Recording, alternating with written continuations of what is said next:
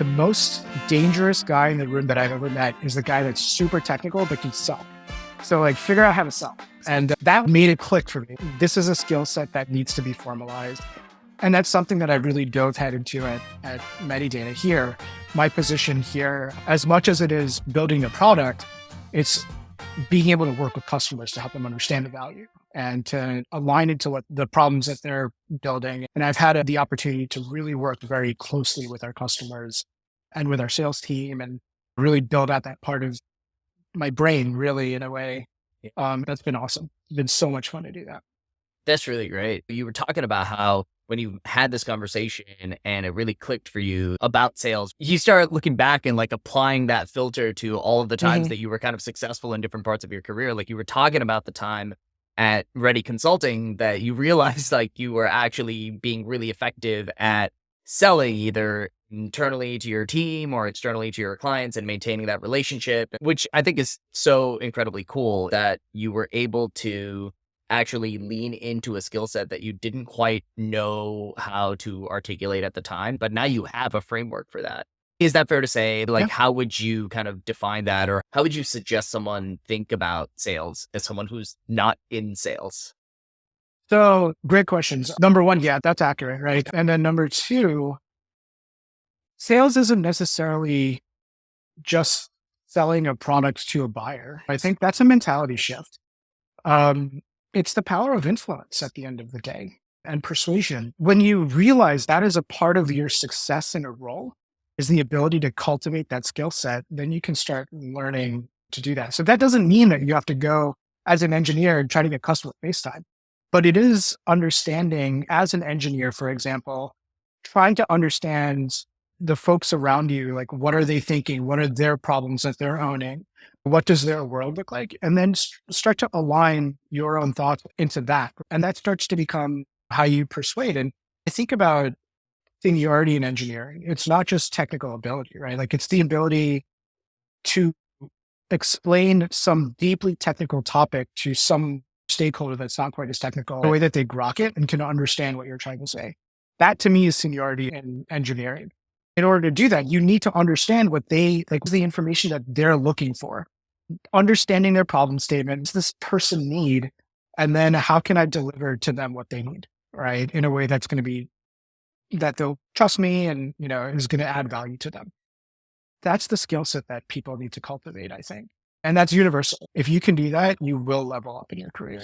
So I moved to New York and then worked for about 6 months at Bianqui, mixing and shaping bread dough. So spent a lot of time with bread. And I think the biggest thing I learned there is one, like my body was just not made for that type of work. I was developing carpal tunnel in my right wrist.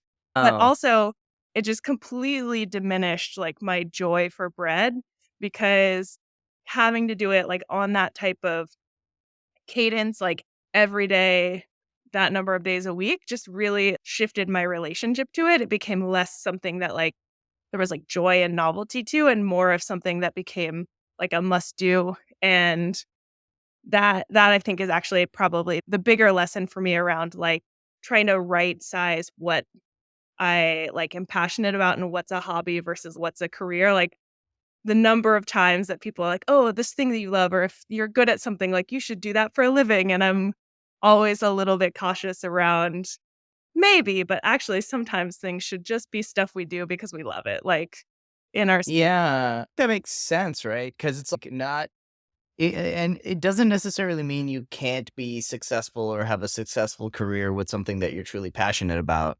But it's that when you make something that you're passionate about work, it becomes work. And all of the things that we associate with the things that we don't like about work, that is the things that are the necessary friction of keeping jobs going and the paperwork and the bureaucracy or whatever, right? Like yeah. you have certain mandatory inputs that you have to put into your work when like for bread, like Yeah. you're not going to give yourself like an early morning marathon where you're shaping bread all day, every single day. That's not the thing that you would choose to do. But like when it becomes work, then Yeah. that's your job. And you don't get to choose what you want to do. You don't get to wake up and say, I feel like making this today. It's you've got orders, you've got commitments. Gramercy Tavern is waiting for this type of role.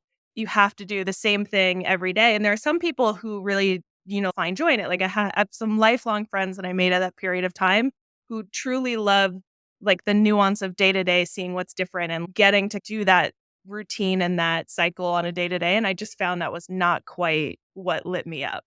Like I didn't find that kind of like meditative joy of being like, today it's slightly different. I wonder why. Let's think through this. Instead, it became like more of a chore. This is really great and a really helpful lesson for a lot of people. I also feel like we were part of a generation that was like, do the thing you love. And there's always truth and value to that message, but there are always truth and value to like the flip side of, but then it becomes work. And you had a lot of other priorities, I think. And that's the other thing that's really amazing about all of your early 20s story is that you followed not necessarily the work itself. It doesn't sound to me that you were purely strategic or even transactional about this is going to be good for my career. You were kind of like, this is the life that I want to live. And whether it's traveling to different places or actually cooking and baking, right? You're like, these are the Yeah. things that I love. And I'm going to find the opportunities that allow me to live that life. Yeah, I think that's exactly right. A lot of focus on what I wanted, what lit me up. And then to be fair, at a certain point, I had to come to terms with, oh, actually, at some point in time, I guess I got to figure out what's like a quote unquote real career versus hopping around from thing to thing. But that exposure, and I think what I learned from all of that was incredibly important. That lesson in getting the opportunity to do something that I thought I really loved doing and make it into work and then getting to see how that felt was really different. Because I think there are lots of people that still have this dream of, "Oh, I don't really like my job, but I wish I could one day, like, run a bed and breakfast or own an art studio." Like, I started doing ceramics recently, and people would be like, "You should just sell your ceramics as a living." And I'm like, "No, like, I don't actually wanna have to make 300 of the same mug. What I wanna do is make one mug that I like and then, like, do something else." So, it just was such a good formative lesson and, like, sometimes hobbies and things you're good at, like, you're allowed to just let them be expressions of joy, and then you can do other things that you love doing or that light you up or that, you care about, but that are actually more transactionally about funding the rest of the lifestyle that brings you joy. My decision point around this career transition was, do I want to go work in a startup in the technology space? Or do I want to further my public service and political appointee world and try to mobilize upward in that sphere? It was a gnarly, tough decision, and one that I spent hours and lots of counsel in really thinking about. And in that phase, I was a sponge. I talked to as many people as I could. I knew no one in Kenya at that time. I knew that if I were to go down the startup and technology lane, I had three criterion of what I wanted to work on. One is that I wanted it to be international. I wanted to get out of DC, which is the largest employer at least at that time in the world. And I really wanted to work at a smaller kind of company and really build 0 to 1 products. And the last criterion is that I really wanted to feel motivated and excited about impact of the product. And I did tons of networking. I looked at a number of opportunities. I took a gigantic pay cut and I picked up my life, put myself into a backpack and lived in and moved to Nairobi, Kenya. I did a very calculated risk assessment as well. There were a couple of ways I did that. One is that I had applied for grad school and I'd received admission to Masters of Public Policy programs up across the East Coast.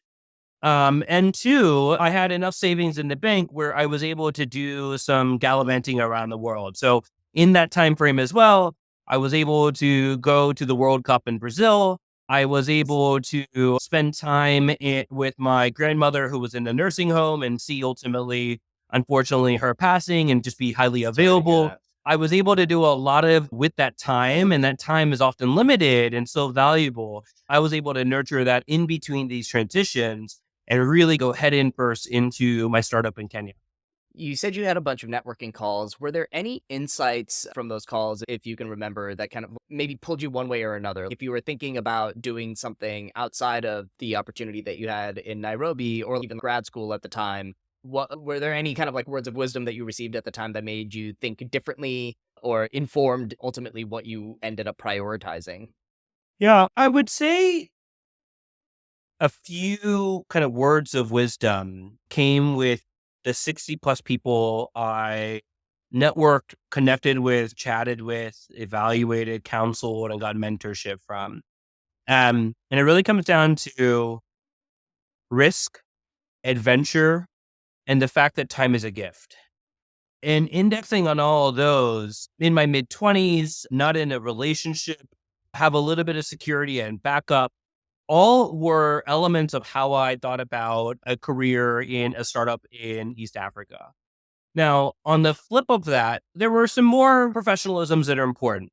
International experience is always valuable, and working in different environments is critical. Being able to deal with ambiguity is a skill that is highly sought after in all different industries. But all those were just isms that were not motivating. What was motivating was that I was looking for the most adventurous, highest risk, and time in order to enjoy those years that I spent overseas.